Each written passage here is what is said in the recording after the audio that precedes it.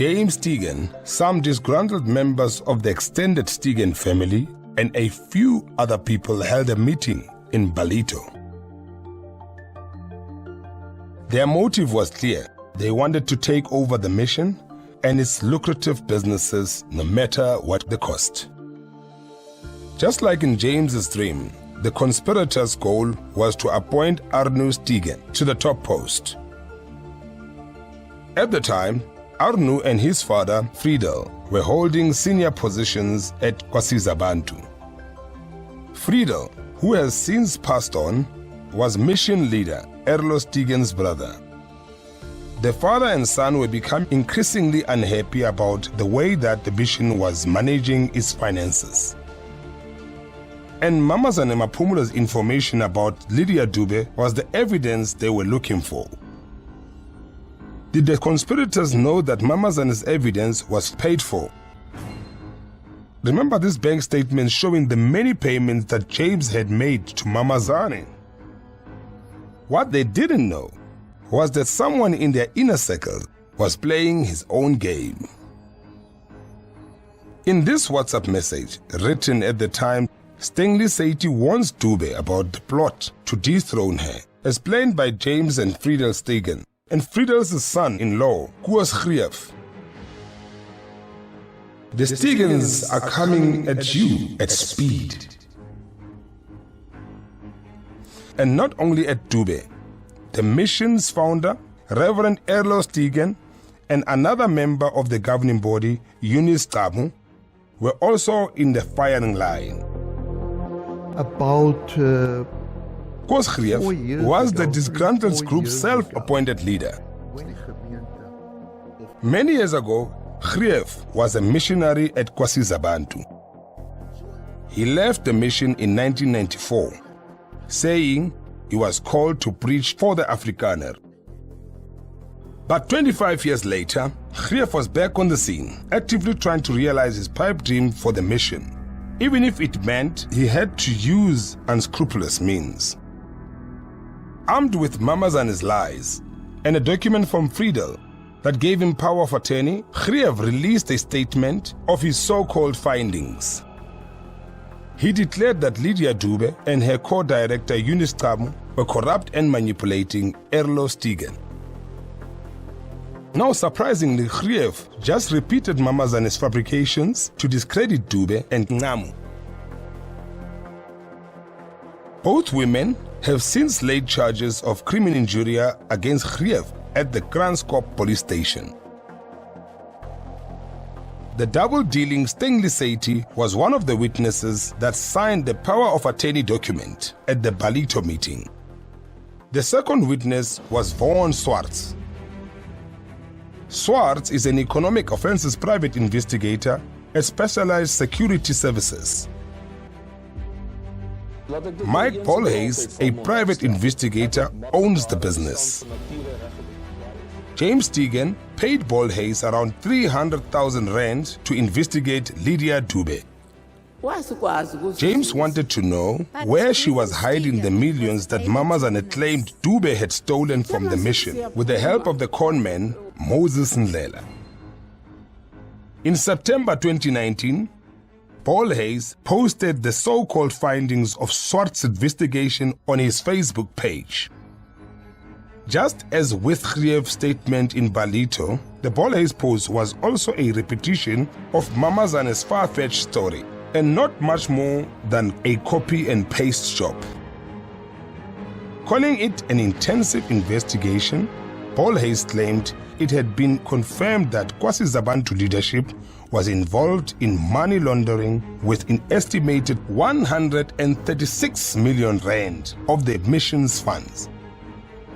Polhayes stated that this was to fund fake activities concocted by Lydia Dube. As if it were fact, he also told his tens of thousands of followers that his investigators had located Moses Ndlela. He said Ndlela cooperated and revealed that he had operated under the direct instructions of Dube, and that their agenda was to deceive Arno Stegen and defraud the mission. Shockingly, this was a blatant lie, as Newsweek discovered just more than a year later. When journalist Susan Purent asked Paul Hayes for the report of his findings, he referred her to Von Swartz, the same private investigator who co-signed the power of attorney document as a witness at the Benito meeting in 2019. Swartz unreservedly told Purent that Lydia Dube had stolen millions from KwaSizabantu. But at the same time, he admitted that he could not trace the money back to her. He said, "We actually did a lifestyle audit, and there is absolutely no evidence of money going that way."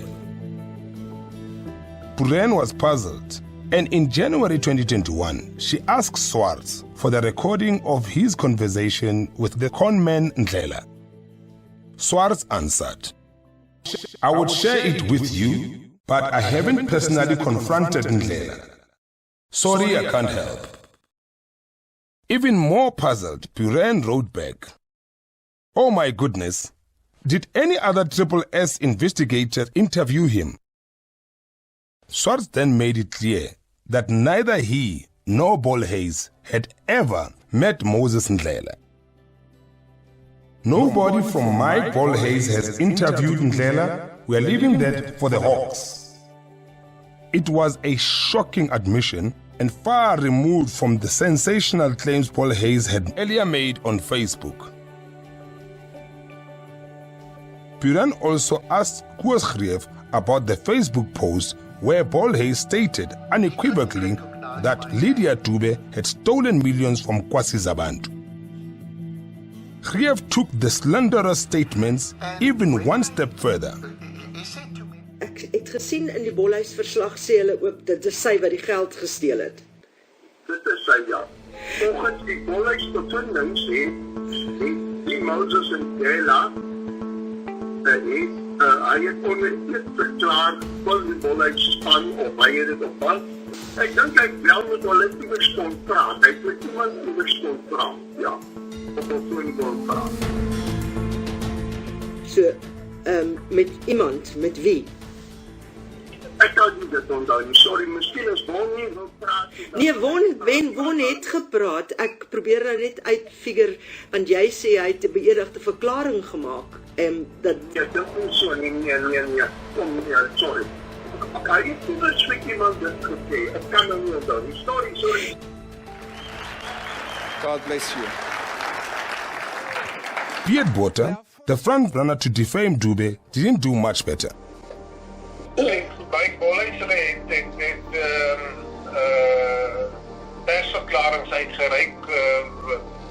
Jy sal dit ook veral op Marula Media kry, want dit is in Afrikaans gedoen, maar dit is ook in 'n paar Engelse koerante gewees. Ek het die goed, ek kan dit ook gou vir jou aanstuur. Nee, van wat se toegang kon hulle gehad het?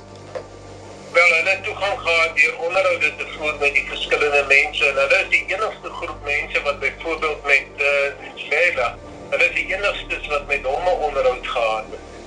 Niemand anders het, selfs die Hawks het nog nie met Ndlela onderhoud gevoer nie, want Ndlela is net weg, hy is net totaal weg, hulle kry hom nie. So, in daai opsig het hulle gevind, alles wat ons gesê het, soos wat hulle sê in hulle persverklarings, dit is wat hulle gevind het. Die verslag is met as hulle verslag uitgebring het, sal jy dit by Jimmy Stegan vind. Ndlela het kontant gekry en hy het kontant vir haar teruggegee. Sê hy. Dit is wat hy sê. Ja, dit is wat. Daar's geen bewyse daarvan nie, dis net wat hy sê. Daar's geen bewyse nie. So, the story started with a Paul Hayes fake Facebook statement that Lydia Dube stole millions. Krief took the lie further by claiming that Moses Ndlela provided this information under oath. Hy het onmiddellik verklaar van die bolhuisspan of hy het dit opvat. And then Botha said it was actually just a thought. Die gedagte daar wat ek daaruit maak en wat ook uit wat Jimmy ook sal vir jou bevestig en wat ander ook sal sê is dat Ndlela het 15% vir homself gehou en dan net die res het hy terug. Het is terug na die sending toe en spesifiek na Lydia Dube toe. Maar daardie deel moet bevestig word met hom, hulle kry hom in die hand van onbekendheid. But despite this fogginess, News24, led by its editor-in-chief, Adrian Basson, published a story and quoted the exact same lie that Boldhays peddled on Facebook. Our investigation has also established that Moses Ndlela is real. He has cooperated with our investigation to the extent where he has revealed that he had operated under the direct instruction of Lydia Tofosi Dube. Never to shy away from sensation, Boldhays even promised his followers that the investigation was going to be presented at police ministerial level for a task team to deal with the case. He said that arrests should follow shortly. The Hawks spokesperson, Colonel Katlego Mogale, later told Newsweek they were not working with any private investigator and that Mike Boldhays is intentionally misleading his viewers. As if these false allegations and accusations were not enough, Boldhays also stated that Swartz and his team were appalled by the other immoral and reprehensible activities taking place at the mission. Really? Various media platforms have published this false version, which arose from Boldhays' defamatory statements. More shockingly, they didn't question his claims or do their own research. It marked the beginning of a vicious cycle, publishing and republishing the same conspiratorial content. Very few journalists reported that these were untested claims and none gave KwaSizabantu sufficient time to respond to written questions as South African media law prescribes. For most, it seemed to be just another box to be ticked. Is the editor-in-chief at News24. Brilliant work being done by investigative team. Thanks very much for your time. Why bother to verify the claims when the actors already sound so convincing? Only Newsweek managed to join the dots. James Tegan had paid Mamazane Maphumulo for a false testimony against Lydia Dube. He also paid Mike Boldhays, who then rubber-stamped Mabazane's fabrications and lied on Facebook, claiming the conman, Ndlela, had cooperated with his investigation.